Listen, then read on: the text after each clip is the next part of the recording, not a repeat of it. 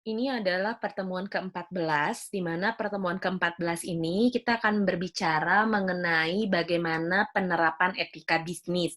Karena sadar atau tidak bahwa kita nanti akan bekerja dalam dunia bisnis yang, di dalamnya perlu ada etika-etika yang mengatur supaya keberjalanan hubungan komunikasi interpersonal antara kita dengan klien berjalan dengan baik.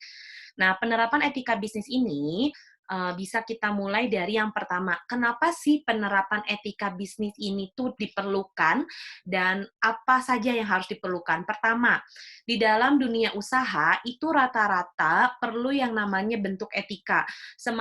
Baik itu etika ketika kita menawar sebuah barang, kemudian bagaimana kita menghadapi konsumen yang mengeluh terhadap misalnya produk kita yang tidak sesuai. Nah, ini adalah etika yang diperlukan. Bayangkan kalau misalnya pedagangnya atau, kliennya atau misalnya, pedagang atau misalnya orang yang berbisnis dengan kita judes, kemudian galak, kemudian tidak nyaman. Nah, ini pasti akan sangat mengganggu. Makanya kenapa di dalam persaingan dunia usaha itu, dalam proses tawar-menawar perlu ada yang namanya etika yang baik. Nah, ini, menjadi satu hal yang perlu diperhatikan, bagi orang-orang yang bergerak di bidang bisnis. Kedua, di dalam zaman yang serba informasi seperti ini, baik buruknya sebuah usaha itu pasti akan, mudah tersebar, baik itu produknya bagus, produknya jelek, kemudian bagaimana cara pegawainya berbicara, apakah dia bersikap adil, jujur, ngomongnya nggak emosional, maka otomatis etikanya baik. Makanya kenapa satpam-satpam yang ada di bank itu biasanya disebut sebagai, sosok satpam yang menyenangkan. Karena ramah, terus tampan biasanya, terus udah kayak gitu nggak bau, wangi. Jadi representatif satpam itu udah berbeda. Karena, balik lagi yang dilihat adalah etika, si pegawai yang ada di perusahaan tersebut untuk, menggait para konsumen supaya mau menggunakan produk jasanya atau nyaman menggunakan produk jasanya. Nah, yang ketiga, etika ini juga diterapkan dalam sebuah perusahaan, bukan satu penghambat ya. Jadi jangan aturan-aturan yang ada pada sebuah perusahaan ini tidak bisa dijadikan sesuatu hal yang menghambat, tapi justru membuat perusahaan bisa berlaku etis dan bermoral. Kenapa etis dan bermoral? Kalau misalnya si perusahaannya dia punya aturan-aturan yang jelas, kemudian, eee, punya etika sopan santun yang baik, atau misalnya etika berbisnis yang baik, maka kita sebagai klien atau sebagai konsumen juga akan merasa nyaman. Nyaman apa? Nyaman ketika, berkomunikasi dengan, klien atau misalnya orang yang, punya etika yang baik, itu yang paling penting. Oke, selanjutnya ada tujuh alasan yang mendorong perusahaan untuk menerapkan bisnis secara etis. Nah, ini apa saja alasannya? Yang pertama, meningkatnya harapan publik agar perusahaan menjalankan bisnis secara etis. Jadi, publik ini atau masyarakat atau konsumen yang menggunakan jasa ataupun produk kita berharap agar perusahaan bisa menjalankan, menjalankan perusahaan secara etis. Artinya etis di sini apa saja, terbuka, kemudian selain terbuka juga perusahaannya open mind terhadap informasi-informasi yang ada sehingga perusahaannya juga enak. Kedua, ada penerapan etika bisnis ini mencegah agar tidak melakukannya berbagai tindakan yang membahayakan. Jadi ini diperlukan supaya, satu sama lain, bisa saling percaya dan tidak, one prestasi. One prestasi adalah satu orang diuntungkan dan satu orang dirugikan. Misalnya yang untung hanya perusahaan, tapi yang dirugikan konsumen, maka otomatis konsumen akan lari dong dari perusahaannya karena, dianggap bahwa si perusahaan ini, bohong atau bodong. Contoh yang paling sederhana adalah kalau misalnya kayak, kita, pakai jasa asuransi, tapi ternyata, si perusahaan asuransinya itu one prestasi, pegawai konsumennya dirugikan, tapi perusahaannya diuntungkan. Dirugikannya misalnya, kalau kita minta pencairan asuransi itu nggak bisa cair-cair gara-gara alasannya A, B, C, D, itu kan cukup dirugikan ya, padahal sudah waktunya asuransi itu bisa kita cairkan, misalnya kondisi seperti itu. Next, yang ketiga, penerapan etika bisnis ini dapat meningkatkan kinerja perusahaan. Kalau misalnya perusahaannya memiliki etika yang bagus, maka otomatis orang-orang yang bekerja di perusahaan tersebut juga kinerjanya akan semakin meningkat. Nah, peningkatan kinerja ini akan menjadi nilai atau menjadi personal branding atau menjadi citra positif bagi si perusahaan itu sendiri. Makanya kenapa etika bisnis itu penting dilakukan. Next, yang keempat, penerapan etika bisnis agar perusahaan terhindar dari penyalahgunaan yang dilakukan oleh karyawan maupun kompetitor yang bertindak tidak etis. Jadi kalau misalnya bisnis ini perlu ada etika-etika supaya sama-sama win-win solution. Apa itu win-win solution? Itu artinya kedua belah pihak sama-sama memiliki solusi yang sama. Maksudnya tidak ada yang dirugikan salah satu pihaknya, tapi keduanya sama-sama mendapatkan untung, keduanya juga sama-sama mendapatkan penjelasan. Itu yang paling penting. Makanya kenapa perlu ada yang namanya win-win solution. Nah, terus selain itu juga dikatakan bahwa yang kelima, etika bisnis ini dalam satu hak menghindari pelanggaran hak-hak pekerja. Jadi, kenapa perlu adanya etika bisnis? Dengan adanya etika bisnis, maka otomatis kita menghindari terjadinya pelanggaran hak-hak. Nah, pelanggaran hak-hak pekerjaan ini tuh seperti apa? Pelanggaran hak-hak pekerja itu bisa misalnya seperti melakukan pemberian kerja atau misalnya kita melanggar kontrak kerja atau misalnya kita melanggar hal-hal yang tidak berkenaan. Nah, ini disebut dengan penerapan etika bisnis yang nomor 5. Kemudian kalau di nomor 6 dikatakan bahwa di sini oke. Oke, di sini dikatakan bahwa kalau misalnya untuk apa ya, untuk si etika bisnis yang selanjutnya ini, bagaimana perusahaan menerapkan usahanya untuk mencegah agar perusahaan ini terhindar dari sanksi hukum. Bayangkan kalau misalnya perusahaannya bermasalah, maka otomatis dia akan kena sanksi hukum. Sanksi hukumnya ini seperti apa? Misalnya dia kabur menggunakan data-data karyawan atau misalnya dia menjalankan hal-hal pekerjaan yang kotor yang sehingga secara tidak langsung itu merugikan karyawan dan karyawan jadi tidak bisa bekerja dengan maksimal di perusahaan tersebut. Nah, itu yang berbahaya. Nah, terakhir, penerapan etika bisnis ini juga berlaku bagaimana sebetulnya para klien atau misalnya para karyawan atau orang-orang yang bekerja dengan kita itu bisa menepati janji dengan rasa yang jujur tanpa terhindar dari suap dan lain sebagainya. Makanya penting yang namanya kalau misalnya dalam etika bisnis adalah trust ya, kepercayaan. Jadi mau kita bisnis dengan teman kalau misalnya kita tidak bisa menjaga kepercayaan itu ya udah hancur sudah rasa kepercayaan itu karena mau nggak mau yang paling susah dibangun dalam sebuah bisnis adalah kepercayaan dan itu bisa dirusak kalau misalnya kepercayaan itu dirusak dengan yang namanya ketidakjujuran atau bohong atau misalnya tadi ada suap dan lain sebagainya. Tadi 7 alasan yang mendorong perusahaan wajib menggunakan bisnis. Jadi kalau misalnya nanti suatu saat kalian akan ada bisnis, pastikan kalian menggunakan etika-etika bisnis yang ada dalam pekerjaan yang ada. Nah, di sini dikatakan ada 10 prinsip dalam menerapkan etika bisnis yang positif. Yang pertama, etika bisnis ini harus berdasarkan etika pribadi karena harus dibedakan bahwa bisnis ini dibangun oleh kita dan bagaimana cara kita merumuskan etika ini sesuai dengan moral-moral atau nilai-nilai yang kita yakini sebagai benar.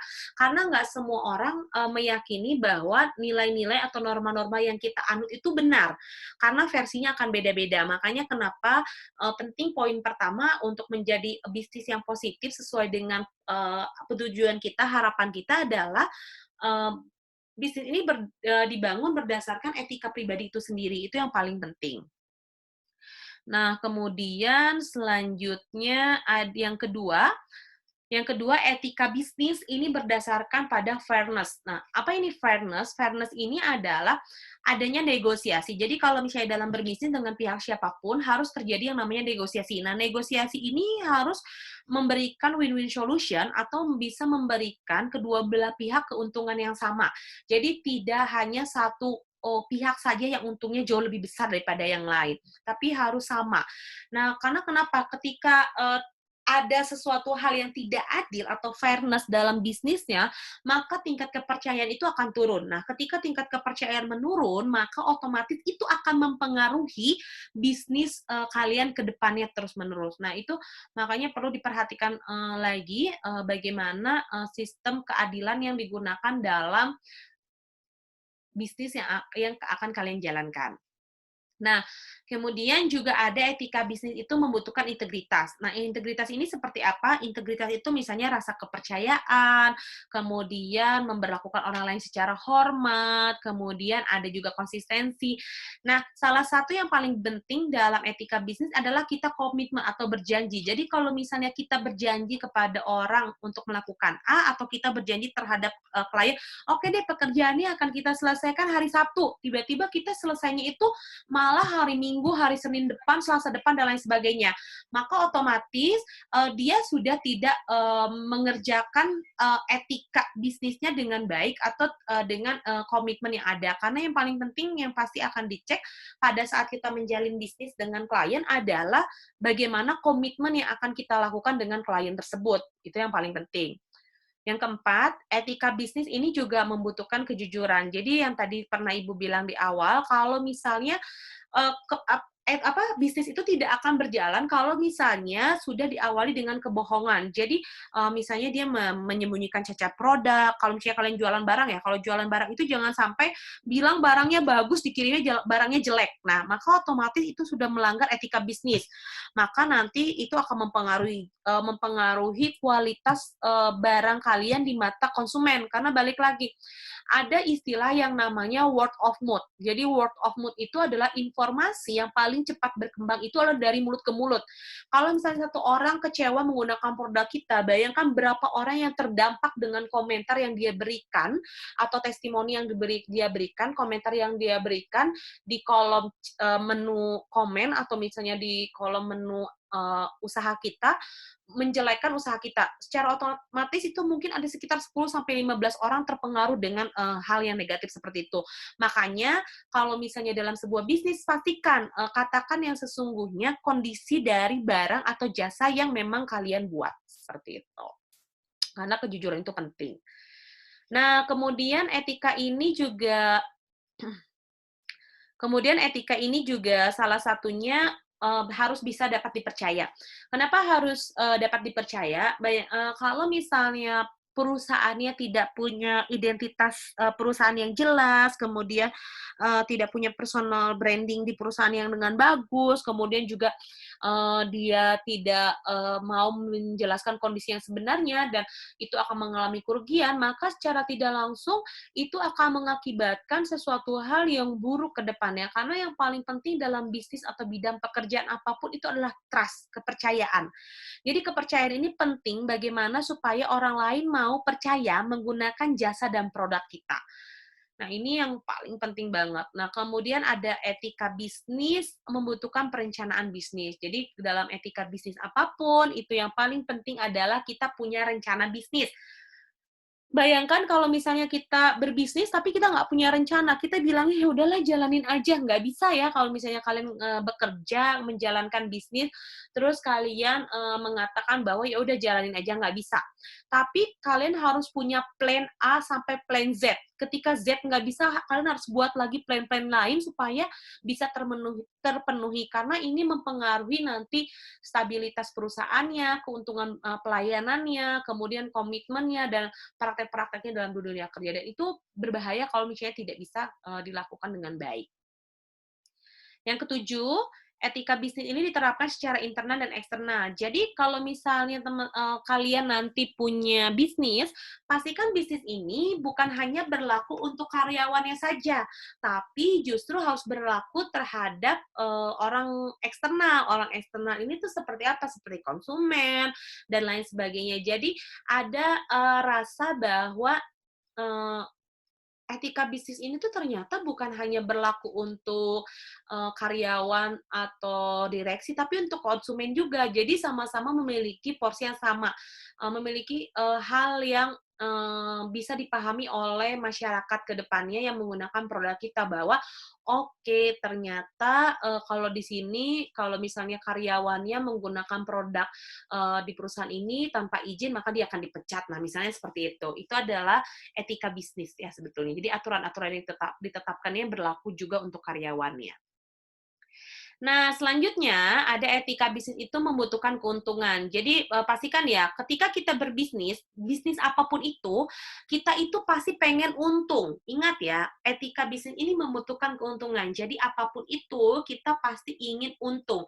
Karena memiliki sistem kendali dan bertumbuh, etika ini berkenaan bagaimana kita hidup pada saat ini untuk mempersiapkan diri, terkait masa depan. Jadi, pastikan kalau misalnya punya usaha apapun, pastikan itu menguntungkan, bukan hanya menguntungkan perusahaan, tapi menguntungkan juga pihak klien atau konsumen. Atau sebaliknya, kalian hanya memenuhi kebutuhan konsumen, tapi kalian lupa untuk memenuhi kebutuhan, keuntungan untuk bisnisnya. Karena bisnis itu butuh ada, perputaran uang di dalamnya, supaya nanti dia bisa menghasilkan rencana-rencana yang bagus ke depannya, seperti itu. Kemudian yang kesembilan, tadi etika membutuhkan, keuntungan, ini juga sama, membutuhkan keuntungan ini terkait rencana dan lain sebagainya. Nah, yang ke-10 adalah, bagaimana bisnis ini dimulai dari pimpinan. Jadi sebetulnya yang paling besar dari pengaruh etika bisnis itu adalah pemimpinnya. Jadi sebetulnya tergantung pemimpinnya. Kalau pemimpinnya tidak punya sikap, kalau pemimpinnya tidak punya karakter, maka otomatis karyawan, konsumen ataupun yang lainnya juga tidak bisa mengikuti ritme tersebut karena pemimpinnya saja pemimpinnya saja tidak bisa memberikan sesuatu hal yang benefit buat orang tersebut seperti apa buat karyawannya. Jadi memang harus punya pengaruh ya, menjadi teladan. Kalau etikanya bagus pimpinannya maka dia bisa jadi teladan dan bisa jadi diikuti role model buat jadi role model buat si karyawannya misalnya seperti itu. Nah, terus apa saja nih manfaat menerapkan etika bisnis dalam perusahaan? Pertama, menciptakan kepercayaan konsumen. Kalau kita punya etika bisnis yang bagus, maka otomatis konsumen akan percaya terhadap produk kita dan akan loyal. Kenapa sih Apple itu harganya mahal banget? Kenapa banyak banget yang mau tetap beli produk Apple padahal dia mahal? Karena si produk Apple atau perusahaan Apple ini mampu menciptakan kepercayaan terhadap konsumen. Bayangkan nggak pernah ada iklan Apple di TV, ya, atau misalnya dia beriklan di media sosial dan lain sebagainya. Karena dia menciptakan eksklusivitas dan dia menciptakan kepercayaan terhadap konsumen. Itu yang paling penting. Makanya dia bisa bertahan dan harganya cukup mahal ya. Nah, di sini dikatakan kalau misalnya perusahaan yang punya nilai-nilai bisnis yang bagus, kemudian punya nilai moral yang bagus, loyal, maka akan muncul yang namanya trust. Nah, trust ini nih susah-susah gampang sebetulnya. Kenapa susah-susah gampang? Karena kalau misalnya sudah diawali sesuatu yang negatif, untuk merubah menjadi yang positif itu susah. Tapi kalau dia sudah positif, maka dia akan continue terus-terusan ya. Itu yang menarik sebetulnya. Next, selanjutnya ada citra perusahaan yang baik di mata konsumen. Bagaimana sebetulnya kita membentuk citra yang positif terhadap konsumen kita supaya dianggap perusahaan kita adalah perusahaan yang bagus. Nah, ini yang paling penting. Nah, di sini juga dikatakan bahwa citra yang baik ini akan mendapatkan tanggapan yang positif. Misalnya, nanti kalau misalnya banyak reviewnya bagus, ngasih bintang 5, atau misalnya komennya selalu positif, nanti otomatis akan menaikkan engagement. Engagement siapa? Engagement perusahaan dengan konsumennya. Semakin kita bagus pelayanan terhadap produknya, maka akan semakin loyal konsumen menggunakan produk kita. Itu yang terjadi. Kemudian sebagai motivasi karyawan. Ini menarik. Kenapa sebagai motivasi karyawan? Karena ketika karyawan melihat bahwa perusahaannya ini punya etika bisnis yang bagus, perusahaannya punya etos kerja yang bagus, punya budaya organisasi yang bagus, kemudian bosnya juga menjadi teladan, kemudian juga sejahtera secara finansial, gaji mencukupi dan lain sebagainya, maka otomatis akan menjadi motivasi buat karyawannya untuk bekerja menjadi lebih baik lagi, kerja keras lagi, supaya dia mendapatkan satu apresiasi, misalnya naik gaji, naik jabatan, dan lain sebagainya. Karena ini penting ketika etika bisnis itu bisa diterapkan dengan baik, maka otomatis itu bisa menjadi motivasi buat karyawannya. Selanjutnya juga ada profit bagi perusahaan. Nah, profit ini apa? Profit ini adalah keuntungan. Keuntungan seperti apa? Keuntungannya bukan hanya keuntungan secara finansial, finansial dari misalnya penjualan jasa kita atau penjualan produk kita, tapi justru finansial juga dari Eee, profit yang finansial juga, dari ini sih, lebih kepada, profit dari si karyawannya. Nah, misalnya profit dari, profit dari perusahaannya. Maksudnya profit ini menaikkan karyawan dan menaikkan, SDM si karyawan juga. Sebetulnya profit ini apakah hanya berupa, royalti atau uang? Pertama tentang uang. Jadi profit itu tentang uang. Kedua, profit itu adalah sumber daya manusia. Sumber daya manusia itu apa? Karyawannya. Jadi kalau karyawan diberikan rasa nyaman sama perusahaannya, difasilitasi, maka dia akan bekerja makin giat. Dan itu jadi profit. Kalau misalnya pekerjanya makin giat bekerja, itu justru akan berpengaruh positif terhadap perusahaan sehingga perusahaan bisa meningkatkan laba lagi atau bisa meningkatkan keuntungan lagi. Nah, masalahnya adalah sekarang ini banyak banget perusahaan-perusahaan yang menggencet karyawannya untuk bekerja lebih keras, tapi dengan penghasilan yang seminim mungkin. Nah, itulah yang menyebabkan tingkat stres para karyawan yang bekerja jauh lebih besar dibandingkan tingkat stres orang-orang yang memang dia bekerja sesuai dengan maunya dia atau keinginan dia atau bekerja secara independen.